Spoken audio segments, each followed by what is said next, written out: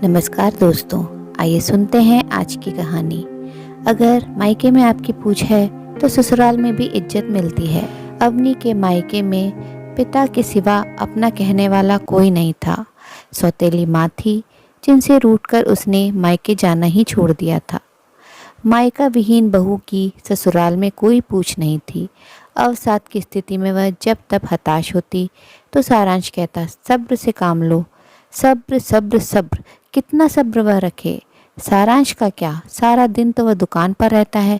घर में सासू माँ, जेठानी और ननद नाम के पाटों के बीच वह पिसती रहती है। फुर्सत तो उसे होना ही नहीं है। थोड़ा आराम करने बैठी नहीं कि सासू माँ की आवाज़, अवनी एक कप चाय देना, अवनी बिस्तर कर देना, अवनी। उफ। वह जानती कि उसका यही हर्ष होना है तो वह अवश्य अपनी सौतेली माँ से चूल्हा चौका ही सीखती। ये उच्च शिक्षा की बेकार डिग्रियां घर गृहस्थी के पाठ में पिसते हुए पढ़ने का अवसर नहीं मिलता। ऐसे में कोई कैसे किसी जॉब की तैयारी कर सकता है। ऊपर से कोई कॉपरेट करने वाला भी नहीं। हे भगवान। अवनी ने अपने पिता से कहा था पहले उसे अपने पाँव पर खड़ा होने दिया जाए, मगर सौतेली माँ ने स्पष्ट कह दिया, हमें जो पढ़ाना लिखाना था पढ़ा दिया, अब इन्हें मेरे बच्चों को देखना है। तू शादी कर या कुंवारी रह, तेरा फैसला होगा। अवनी असमंजस में थी। वह अकेली थी। सौतेले भाई बहन छोटे ही थे। माँ की मृत्यु के बाद पिता बहुत दिन तक यह सोचकर विवाह नहीं किए कि सौतेली माँ बच्ची को सताएगी, लेकिन जब अवनी 12 साल की हो गई तो घर में एक औरत की जरूरत पड़ी। तब अपने भाई भाभी के दबाव में आकर बहुत सोच विचार कर उत्कर्ष जी ने शादी कर ली। नई माँ से अवनी को कोई नुकसान नहीं था, परंतु धीरे धीरे जब उनके अपने बच्चे हुए तो उनका व्यवहार अवनी के प्रति बदल गया। लेकिन तब तक अवनी भी बड़ी हो चुकी थी। उसकी पढ़ाई लिखाई निर्विघ्न चली, परंतु जैसा कि हर दूसरे विवाह का परिणाम होता है, वही उत्कर्ष जी के साथ भी होने लगा। 40 वर्ष की उम्र में उन्होंने दूसरा विवाह किया था। बढ़ती उम्र का असर होते ही पत्नी श्यामा ने लगाम कसना शुरू कर दिया था।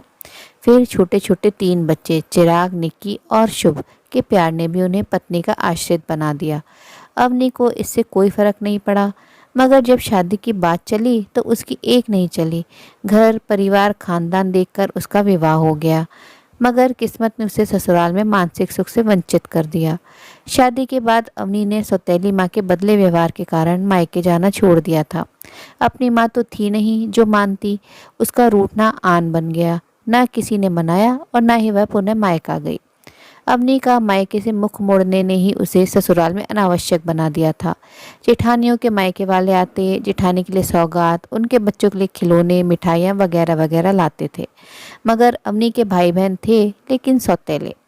हर साल की तरह इस साल भी अवनी ने अपने सौतेले भाई को राखी भेज दी। वह जानती थी कि उसकी राखी की कोई कीमत नहीं उसकी सौतेली माँ के नज़रों में। फिर भी वह अपने उन छोटे भाइयों के लिए राखी भेजती थी। लेकिन ससुराल में यही एक दिन था जो सबकी सहानुभूति अवनी की तरफ हो जाती थी। इस बार रक्षाबंधन में जेठानी का भाई आया। जेठानी बोली, अवनी तुम भी मेरे भाई को राखी बांध दो, मेरा भाई तुम्हारा भी भाई हुआ। अवनी ने हाँ कह दिया। राखी बांधने के समय उसकी जेठानी अपने भाई से बोली, बेचारी अवनी की किस्मत में भाई होते हुए भी भाई को राखी बांधने का सौभाग्य नहीं। मायके में सौतेली माँ पूछती ही नहीं, इसलिए मैंने इसे तुम्हें राखी बांधने कहा। जेठानी द्वारा इस तरह की बात कहा जाना अवनी को अच्छा नहीं लगा, मगर वह क्या करती। राखी की सजी थाल उसके हाथ में थी। उसने चुपचाप जेठानी के भाई को राखी बांध दी। जब वापस लौटने लगी तो जेठानी का भाई राजन बोला, दीदी आज से इस घर में मेरी 2 बहन हो गई। अब हर साल मेरी कलाई पर 2 राखियां हुआ करेंगी। हाँ राजन, जेठानी बोली। उनकी बात सुन अवनी की आंखें सजल हो गई। वह सोचने लगी, भले यहाँ मेरी सास ननद जेठानी मुझे अन्य दिन नहीं पूछती हों, मगर साल के इस एक दिन उनकी सहानुभूति और स्नेहपूर्ण व्यवहार उनके साल भर के बुरे व्यवहार को भुला देने के लिए काफ़ी है। इधर चिराग, निक्की और शुभ भी बड़े हो गए थे। वे अपनी माँ से अवनी दीदी को बुलाने के लिए कहने लगे। खून का रिश्ता आखिर खून का रिश्ता होता है।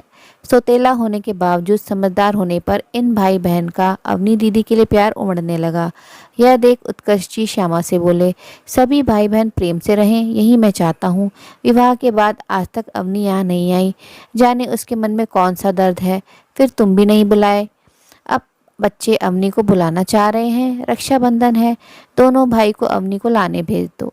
भाई को देख गिले शिकवे भूल वह पुनः मायका आएगी। उत्कर्ष जी की बात सुन श्यामा कुछ देर चुपचाप सोचती रही, फिर उठकर बच्चों के कमरे में चली गई। उसके हाथ में अवनी को भेजी हुई राखी थी। उसने निकी से कहा, अवनी दीदी के लिए सुंदर गिफ्ट पैक करो। दोनों भाई उसके ससुराल जाकर राखी बंधाएंगे, फिर अपने साथ अवनी दीदी को भी मना कर लाएंगे। यह सुन चिराग और शुभ खुशी खुशी तैयार होने लगे। शाम के वक्त अवनी की सास बोली, अवनी देखो तुम्हारे मायके से तुम्हारे भाई आए हैं। अवनी को पहले अपने कानों पर विश्वास नहीं हुआ। जब बाहर निकलकर देखा तो उसकी आंखें रो पड़ी। दोनों छोटे भाई बड़े हो चुके थे, वह भी तो लगभग 6-7 साल से मायका नहीं गई थी।